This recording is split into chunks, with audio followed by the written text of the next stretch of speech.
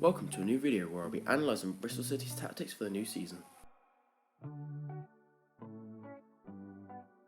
Starting from goal kicks, you'd usually find Viner and Naismith very narrow alongside Bentley. Either Bentley would take the kick and just obviously pass it out there, or kind of Viner or Naismith would step in, pass it to Bentley, and that kind of allows him to pass either side. Atkinson, who is the left-sided centre-back, would push out to the touchline, which creates the dual width with De Silva. De Silva, in turn, would push up really high, kind of alongside Martin and Vyman. This would mean that their fullback would either have to track back really deep, giving Atkinson loads of space, or they would have to shift their back three across, meaning that none of their back three could step into midfield to mark Scott. So this leaves Scott kind of floating around in the middle, or Atkinson, who obviously is good on the ball, can drive kind of into this space here, or obviously if they're wide centre mid, drift out to Atkinson, then Williams or Scott can shift across. Often when we do get the ball out to Atkinson, De Silva does come inside into this half space, which drags their kind of wing back in. Obviously Atkinson can then overlap, or we can get a run from Martin and a long ball over the top, or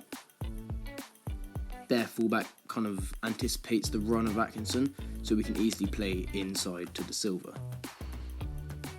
And then obviously you'd have this double pivot of James and Williams, or Williams and Masengo in the Sunderland game, who would kind of be occupying this half spaces here, which should obviously allow Scott free roam, because if these two here, then it's a one-on-one and De Silva can come overload it. Martin can kind of drop in to overload this 2v1, which is something we've seen a lot with Vyman dropping in here to kind of create a 3 like that, but that's more in the kind of transition, which is what we'll speak about later. As demonstrated in our most recent 2 games, the centre-backs like to have a lot of the ball, but there's some interesting kind of rotations that happen in this phase. So first of all, and most noticeably, Atkinson pushes really far out wide, which in turn forces De Silva to push up high, kind of tying down their fullback, which means Atkinson has a lot of space to drive infield into this position.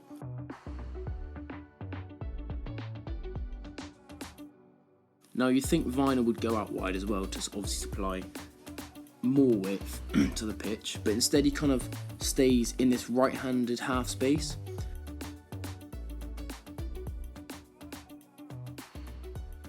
I think Pearson likes to have one player occupying the half space at all times, because you'd find Scott drifting out into this high half space between the lines. You could obviously, Naismith can play the ball around the corner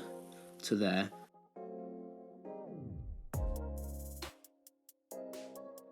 But also when Atkinson isn't really in, Williams or James often shifts into the centre-back role, pushing Atkinson up and kind of creating a 2v1 out wide. But Scott in this situation would drop into the midfield and look to receive the ball in the half-turn, which is, in my opinion, what he's best at, and then driving the ball forward.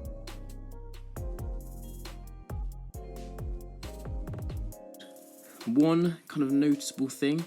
that I noticed in the Sunderland game especially was that we shifted Vyman into this kind of 10 role, so he had 2 10s and kind of a 9. Basically doing what Chelsea did last season, where you'd had not wingers, but winger type players who shifted infield. This means that you have kind of 4 or 5 players in the middle in like close distances of each other who can play off each other, play on passing angles, and kind of create chances. And this is what we saw with our first goal in Sunderland, I think, where Viner played the ball around the corner to Vyman or Martin, I think it was, who laid it off to this 10 here, because we've been playing with 2 10s with Scott. And then Martin, I think, played it through to Sykes, who crossed it in for Vyman or something like that.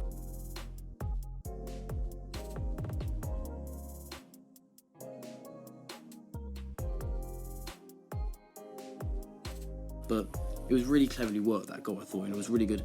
team goal, which kind of shows what we're trying to do by making the pitch really wide, pinning their fullbacks down, which allows our wide centre-backs to have a lot of time kind of playing through the middle, because if you make the pitch wide, you stretch the team, which allows more space for our creative players in the middle, such as Williams, James and Scott environment, which is quite clever by Pearson, I think.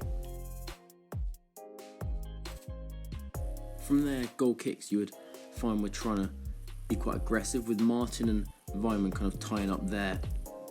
centre-backs who would drop deep into the box, and their central centre-back, because most teams are now playing with a back three, or their pivot would be tied up by Alex Scott, who at times would be the furthest player forward when we're pressing. But this would kind of limit,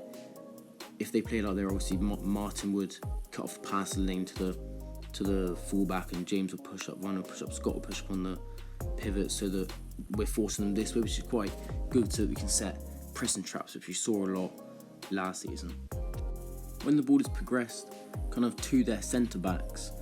I think we deploy some good kind of tactics here, although we do make it too easy for teams to play through us. We commit players where they don't need to be, but the kind of idea behind it I think is quite good, where Scott, who is obviously the 10, kind of always shadows the middle player. He, as I said, is often the highest player on the pitch when we're pressing not from goal kicks, when they have the ball from the back, and Martin and Weimann will kind of cover the half spaces, which is where most teams like to attack, which is kind of the space in between the 6-yard box and the edge of the penalty area, which is this area kind of highlighted. This is the half spaces. So most teams like to play through there. So we'd have Martin and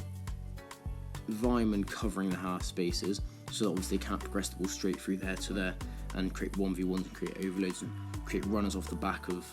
Weimann, which was often filter them out kind of wide to their fullback.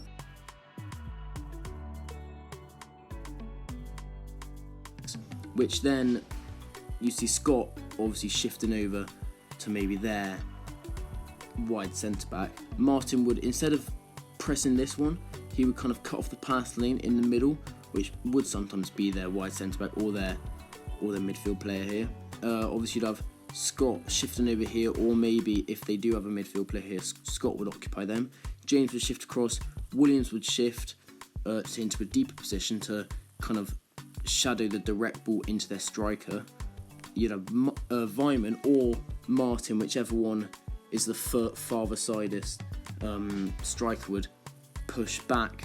in line with the midfield 2 to make it a midfield 3, and obviously Sykes would push up, followed by De Silva dropping in. So the back 5 is kind of like a seesaw, where if one goes up one side, it kind of shifts back into this seesaw kind of shape, where it's a back 4 now with Sykes pushed up, and then obviously if the ball goes over here, De Silva pushes up, Atkinson, all of this kind of shifts over here. So it's nice shifting, but it does need a lot of work, obviously, because we do concede too many goals, mostly from errors, but some of it is where teams can break us down too easily. And then sometimes, obviously, it's better suited that we do go into a low/mid block, where we would often kind of be in this block in a 5-4-1 formation. So you'd have obviously Weimann pushing alongside the midfield 2, and Scott coming from the 10 into the midfield alongside the midfield 2 to make a 4, kind of a narrow 4, not with really wingers but tucked inside. So you have 2, obviously Williams and James covering central progression, and Scott and Weimann covering half space progression.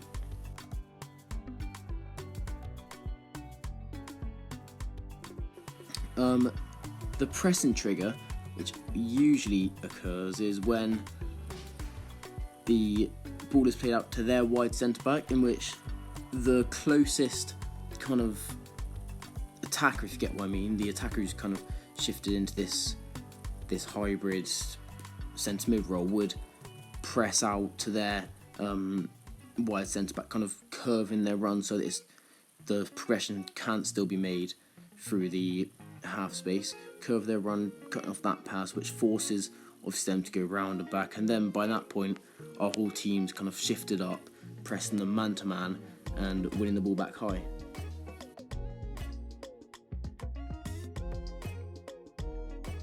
Thanks for watching. Please consider liking and subscribing, and I'll see you in the next video.